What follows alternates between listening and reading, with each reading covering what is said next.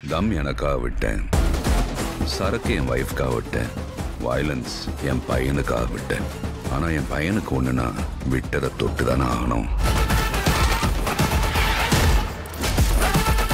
Bad boy.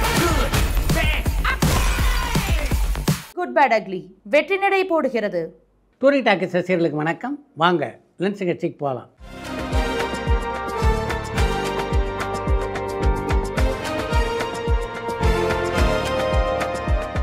என்னம்மா முதல் கேள்வி? சார், கண்டுகொண்டேன் திரைப்படத்தில் மம்முட்டி சார் அண்ட் அஜித் சாருடைய காம்போ எப்படி அமைஞ்சுது?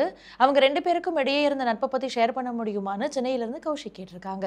கண்டுகொண்டேன் படத்தை பொறுத்தவரையிலே முதல்ல அந்த படத்தில் மம்முட்டியும் நடிப்பதாக இல்லை, அஜித்தும் நடிப்பதாக இல்லை. மம்முட்டியினுடைய கதாபாத்திரத்துக்கு முதல்ல அவங்க தேர்ந்தெடுத்திருந்தது பார்த்திபன் நடிக்க முடியாத ஒரு சூழ்நிலையில் அர்ஜுனை நாடினார்கள். அவரும் நடிக்க முடியாதுன்னு சொல்லிட்டார். அதற்கு பின்னால் தான் அந்த கதாபாத்திரத்தை நடிக்க மம்முட்டி ஒப்பந்தம் செய்யப்பட்டார். அதே மாதிரி தான் அஜித் விவகாரம்.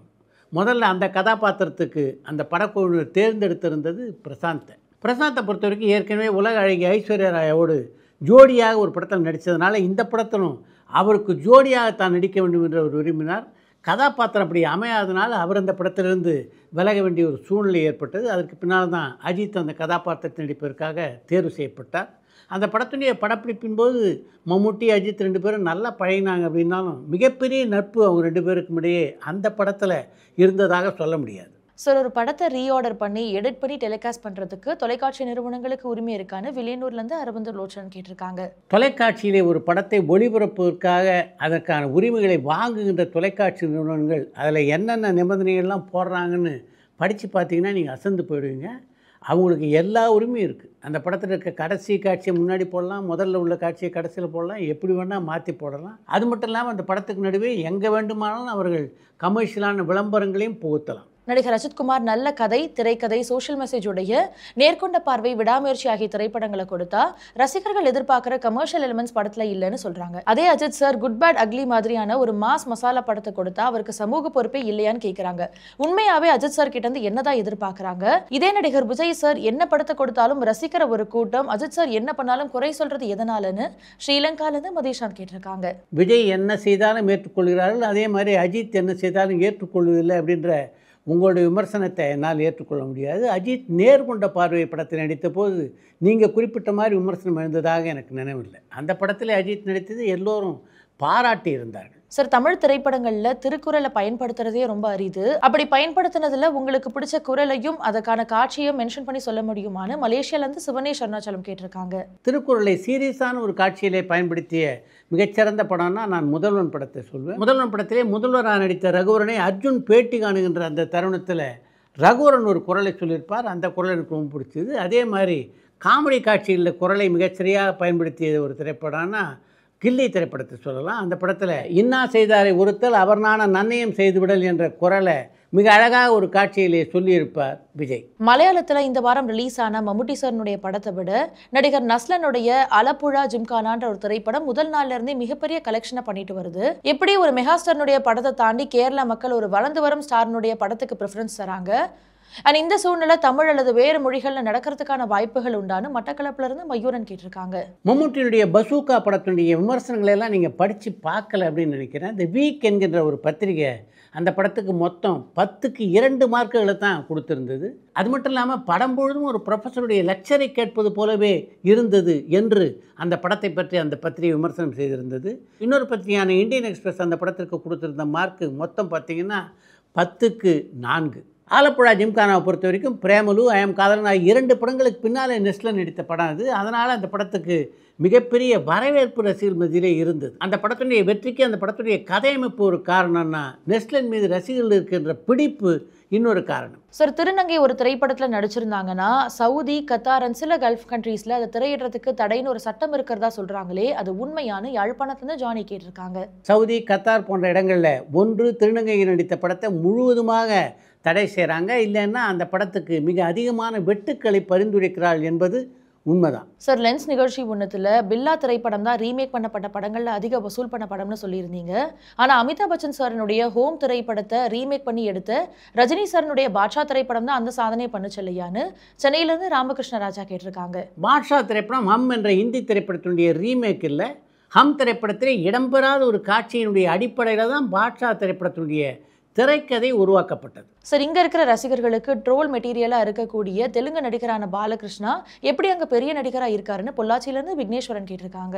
இங்கே உள்ள ரசிகர்களுக்கு பாலகிருஷ்ணா மேலே அந்தளவுக்கு அபிமானமோ ஈர்ப்போ இல்லாமல் இருக்கலாம். ஆனால் ஆந்திர ரசிகர்களில் பல பேர் அவர் மீது மிகுந்த ஈர்ப்பு கொண்டவர்களாக இருக்காங்க. அப்படிப்பட்ட ஒரு ஈர்ப்பு ஒரு நடிகர் மீது இருக்கும்போது அவர் படங்களிலே உள்ள குறைகள் அதிகமாக கண்ணுக்கு தெரியாது அப்படின்றது தான் உண்மை. சார், ஒரு படத்தில் ரீமிக்ஸ் பாடல்களை பயன்படுத்தும் பொழுது அதை மற்ற மொழிக்கு டப் பண்ணும் பொழுது அந்த பாடல்களை எப்படி மாற்றுவாங்கன்னு எருமப்பட்டியிலேருந்து பாலு கேட்டிருக்காங்க. ரீமிக்ஸ் பாடல் இடம்பெற்ற ஒரு படத்தை மேற்று மொழியிலே மொழி மாற்றம் செய்யும்போது அந்த பாடலை அப்படியே பல படங்களில் விட்டுருவாங்க. அப்படி இல்லைன்னா எந்த மொழியில் அந்த படம் மொழி மாற்றம் செய்யப்படுகிறதோ அந்த மொழியில் அந்த பாடலை மீண்டும் பதிவு செய்து வெளியிடுவார்கள். ஜெயிலர் பார்ட் 2 திரைப்படத்தில் ஃபர்ஸ்ட் பார்ட்டில் இல்லாத நடிகர்கள் யார் யாரெல்லாம் ஜெயிலர் பார்ட் 2ல் நடிக்கிறாங்கன்னு காஞ்சிபுரம்லேருந்து சரவணன் கேட்டிருக்காங்க. ஜெயிலர் 2 திரைப்படத்தினுடைய படப்பிடிப்பு இப்போ தான் ஆரம்பமாயிருக்கு. அதனால் அந்த படத்தில் எந்தெந்த நட்சத்திரங்கள் புதிதாக சேரப்போகிறார்கள் அப்படிங்கிறத பற்றி செய்தியெல்லாம் வெளிவருவதற்கு இன்னும் குறைந்தது 1 மாத காலம் ஆகும். சரி, நீங்கள் மண்வாசனை, சூரசம்ஹாரம், ஜல்லிக்கட்டு மாதிரியான திரைப்படங்களில் இசையமைப்பாளர் இளையராஜாவோட சேர்ந்து இருந்திருக்கீங்க. இசையமைப்பாளர் இளையராஜா சாரனுடைய இசைப்பதிவின் பொழுது காலை 7 மணியிலிருந்து அவருடைய அன்றாட அலுவல்கள் எப்படி இருக்கும்னு பாண்டிச்சேரியிலேருந்து பெருந்தமிழன் கேட்டிருக்காங்க. இளையராஜாவை பொறுத்த வரைக்கும் அவருடைய வேலை, அவருடைய ஹாபி எல்லாமே இசை தான். அதனால் 8 மணிக்கு ஒலிப்பதிவு கூடத்துக்கு வந்து விட்டார் என்றால் அங்கேருந்து கிளம்புற வரைக்கும் அவருடைய சிந்தனையில் முழுக்க முழுக்க எப்போதும் இருக்கக்கூடியது இசை தான். இசையை தாண்டி வேறு எதுவுமே அவருடைய சிந்தனையில் இருக்காது. பெரும்பாலும் பார்த்திங்கன்னா இந்த பாடல் பதிவுக்கிடையே அரட்டை அடிக்கின்ற பழக்கம் இளையராஜாவுக்கு எப்போவுமே கிடையாது. ஆடியன்ஸுக்கு எந்த ஒரு அறிமுகமே இல்லாத இசையமைப்பாளர் ஏ.ஆர். ரஹ்மான் சார் பெரிய இயக்குனரான மணிரத்னம் சாரனுடைய படத்துக்கு முதல் முறையாக இசையமைக்கும் பொழுது அதை யாருமே கேள்வி கேட்கல. ஆனால் 3 பாடல்களை கொடுத்து பிரபல்யமான சாயபியங்கர் மட்டும் எப்படி இந்த படத்தில் கமிட் ஆனாருன்னு நிறைய பேர் கேள்வி கேட்குறாங்க. இதை நீங்கள் எப்படி பார்க்குறீங்கன்னு இலங்கையிலேருந்து ரியாஸ் கேட்டிருக்காங்க. ரோஜா திரைப்படத்துக்கு ஏ.ஆர். ரஹ்மான் இசையமைத்து கொண்டிருந்த காலகட்டத்திலேயே ஒரு பக்கம் கமல்ஹாசன் படத்துக்கும் இன்னொரு பக்கம் ரஜினிகாந்த் படத்துக்கும் இசையமைக்கக்கூடிய வாய்ப்பு அவருக்கு கிடைத்திருந்தால் நிச்சயமாக ஏ.ஆர். ரஹ்மானை பற்றி இப்படி விமர்சனம் பிறந்திருக்கும். சாய் அபயங்கரை பொறுத்த வரைக்கும் அவருடைய இசையமைப்பிலே இன்னும் ஒரு படம் கூட வெளியாகலை.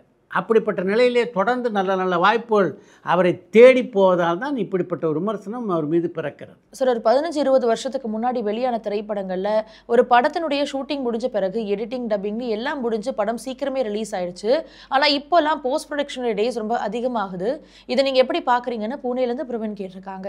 நீங்கள் சொல்லியிருப்பது உண்மைதான். இந்த தொழில்நுட்பத்தினுடைய வளர்ச்சியே நம்முடைய இயக்குனர் எல்லோரும் முழுமையாக தங்களுடைய படங்களிலே பயன்படுத்தி கொள்ள வேண்டும் என்று நினைக்கிறார்கள். அதன் காரணமாகத்தான் இந்த போஸ்ட் ப்ரொடக்ஷன் பணிகள் எப்போதுமே தாமதமாகின்றன. சார், குட் பேட் அக்லி திரைப்படத்தில் வர தொட்டு தொட்டு பேசும் சுல்தானா பாடலில் சின்ன காட்சியாக இருந்தாலும் பரவாயில்லன்னு சொல்லி சிம்ரன் மேமை அஜித் சார் கூட ஆட விட்டுருக்கலாம்.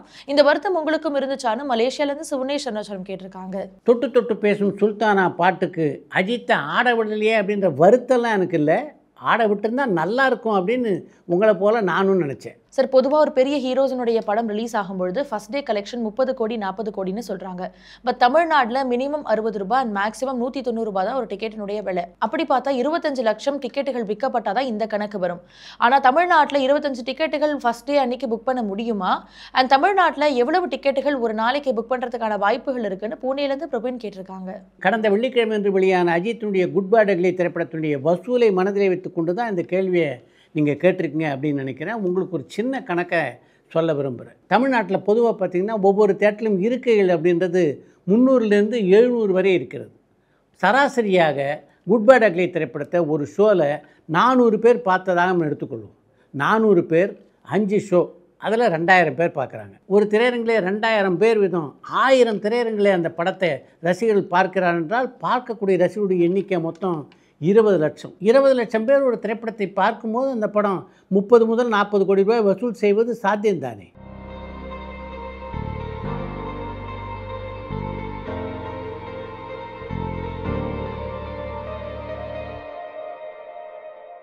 சார், இன்டர்நேஷனல் அவார்ட்ஸ்க்கு அனுப்பப்படுற திரைப்படங்களை எதனால முதல்ல தியேட்டரில் ரிலீஸ் பண்ண மாட்டாங்க? அண்ட் அவார்டுக்கு அனுப்புன சில மாதங்கள் அல்லது சில வருடங்கள் கழிச்சு தான் அந்த திரைப்படங்கள் திரையரங்குகளுக்கு வருது. இதுக்கு ஏதாவது கிரைட்டீரியா இருக்கான்னு பெல்ஜியம்லேருந்து ஹரிகுமார் லக்ஷ்மணன் கேட்டிருக்காங்க. சர்வதேச விருதுகளுக்காக அனுப்பப்படுகின்ற படங்கள் எப்படிப்பட்ட படங்கள் அப்படின்றது உங்கள் எல்லாருக்குமே நல்லா தெரியும். பெரும்பாலும் அந்த படங்கள் கமர்ஷியல் படங்களாக இருக்காது. அதனால் இது போன்ற சர்வதேச விருதுகளை எல்லாம் இந்த படம் பெற்றிருக்கிறது அப்படின்ற விமர்சனம் அந்த படத்தை மக்கள் பார்ப்பதற்கு ஒரு உந்து சக்தியாக அமையும் அப்படின்றதுனால தான் முதல்ல விருதுகளெல்லாம் வாங்கி கொண்டு வந்து விட்டு அதற்கு பின்னால் திரையிடலாம் என்ற நோக்கத்தில் முதல்ல அந்த படங்களை திரையிட யாரும் முன்வருவதில்லை. அடுத்து இன்று ஒரு தகவல். இன்றைய காலகட்டத்திலே திரைப்பட விமர்சனங்களை பற்றி பல்வேறு கருத்துக்கள் வலைதளங்களிலே உலா வந்து கொண்டிருக்கின்றன. புரட்சித் தலைவர் எம்ஜிஆர் திரைப்படங்களில் நடித்து கொண்டிருந்த காலகட்டத்தில் விமர்சனத்தை பற்றி அவருடைய பார்வை என்னவாக இருந்தது என்பதைத்தான் இன்றைக்கு இன்று ஒரு தகவல் நிகழ்ச்சியிலே நாம் பார்க்க போகிறோம். பத்திரிகை விமர்சனங்களை பொறுத்த வரைக்கும் அவைகள் நடுநிலைமையோடு இருக்க வேண்டும். ஆனால் பத்திரிகை விமர்சனங்கள் அப்படி நடுநிலைமையோடு இருக்கிறதா என்றால் இல்லை என்பதுதான் என்னுடைய எண்ணம் என்று ஒரு பத்திரிகை பேட்டியிலே கருத்து தெரிவித்திருக்கிறார் புரட்சித் தலைவர் எம்ஜிஆர். என்னுடைய படத்தையே எடுத்துக்கிட்டிங்கன்னா அந்த படத்திலே ஒரு காட்சியில் நான் நடித்திருந்ததை பற்றி ஒரு பத்திரிகை குறிப்பிடும்போது அந்த காட்சியிலே நான் சிறப்பாக நடித்திருந்ததாக குறிப்பிட்டிருந்தார்கள். இன்னொரு பத்திரிகையில் பார்த்தீங்கன்னா அந்த காட்சியிலே என்னுடைய நடிப்பு மிகவும் மோசமாக இருந்ததாக குறிப்பிட்டிருந்தார்கள். மூன்றாவதாக இன்னொரு பத்திரிகையில் நல்லாவும் இல்லை மோசம்னு சொல்ல முடியாது பரவாயில்லை ரகத்திலே எம்ஜிஆருடைய நடிப்பு அமைந்திருந்தது என்று சொல்லியிருந்தார். இதில் எந்த விமர்சனத்தையும் நான் ஏற்றுக்கொண்டு என்னுடைய படங்களில் தொடர்ந்து நடிப்பது? யோசிச்சு பாருங்கள். இப்படியெல்லாம் விமர்சனங்கள் ஏன் தாறுமாறாக வருகிறது என்றால் அதுக்கு முக்கியமான காரணம் விமர்சகர்கள் இருக்கார்களே அவங்களுக்கெல்லாம் சரியான பார்வை இல்லை. அது மாதிரி இந்த விமர்சனத்தை எப்படி எழுத வேண்டும் என்ற தேர்ச்சியும் அவர்களுக்கு இல்லை. அதன் காரணமாகத்தான் இப்படிப்பட்ட விமர்சனங்கள் வருகின்றன என்று ஒரு பத்திரிகை பேட்டியிலே பதிவு செய்திருக்கிறார் எம்ஜிஆர். என்டர்ன்ற காதலில் வந்து நான் 5 சாங் பண்ணேன். அதில் வந்து பெரிய இன்சிடென்ட் என்னென்னா என்டர்ன்ற காதல் சுவிட்சர்லாண்டு திடீர்னு கூப்பிட்டாரு. நான் போயிட்டு அம்மாவுக்கும் போய் சாரீ எடுக்கணும் அனிபா டெக்ஸ்டைல் போயிட்டு வரலான்னு எல்லாம் போனால் அப்படின்ட்டு கீழே இறங்கி வந்துட்டா நானும் இவர் மட்டும் தான் நிற்கிறோம். மால் ஊரில் போனால் அங்கே நம்ம ஊரில் புள்ளிங்கெல்லாம் உட்காந்துருப்பாங்களா அந்த மாதிரி ஒரு கேங் உட்காந்துருக்காங்க ரக்கடா பாய்ஸ் இப்படி கிராஸ் பண்ணணும்னு புஷ்டாடுங்க. ஒரு வாட்டி வந்து ஃப்ராங்க்ஃபர்ட் ஏர்போர்ட்டில் நானும் அவரும் ஒரு தனியாக நின்றுட்டுருக்கோம். ஒரு இவ்வளோ ஆகிட்டு ஒரு பொண்ணு நேராக வந்தது கிட்டாண்டி வந்து பார்த்துது. அஜித் சார் படம் பண்ணுறேன் நான் உன்னை தேடி பண்ணுறேன். கண்டினியூ இண்டஸ்ட்ரியிலலாம் விஜய் மாஸ்டர் தான் சொல்லுவாங்க. நான் வந்து சாமியார் சார் கூப்பிட்றாரு நீங்கள் சுந்தர்சி பாருங்கள் ரவின்றாரு. நான் போய் சுந்தர் சாரை பார்க்குறேன். ஃபஸ்ட்டு சாங் அந்த போராலே சாங்கு. இப்போ அஜித் சார் வந்து நல்லா க்ளோஸாக பேசுகிறாரு. எது சொன்னாலும் பண்ணுறாரு என்ன சொன்னாலும். அப்போது உங்களுக்கு நல்லா தெரியும் இண்டஸ்ட்ரியில் என்னென்னா அடுத்தது இப்போது அஜித் சாருக்கு வந்து போய் திருவிழா சாங் எடுக்கிறோம் இங்கே இதில் அடையாரில் இருக்குல்ல. ஆமாம் ஆமாம் ராஜாநாமல்லி பண்ணிட்டு இருக்கும்போது ராஜீவ் சார் வர்றாரு. மாஸ்டர் இவர் சார் அஜித் சார் கேரவனுக்கு அனுப்புங்க அப்படின்னு காலையிலேருந்து ஒரு 3 வாட்டி வந்து சொல்கிறாரு. எனக்கு ஒரு கன்ஃபியூஷனு என்ன ராஜீவ் சார் சொல்லிகிட்டே இருக்காரு. என்ன சார் யார் சார் சொல்லிட்டே இருக்கீங்கனால அப்படி சுற்றி மாஸ்டர்.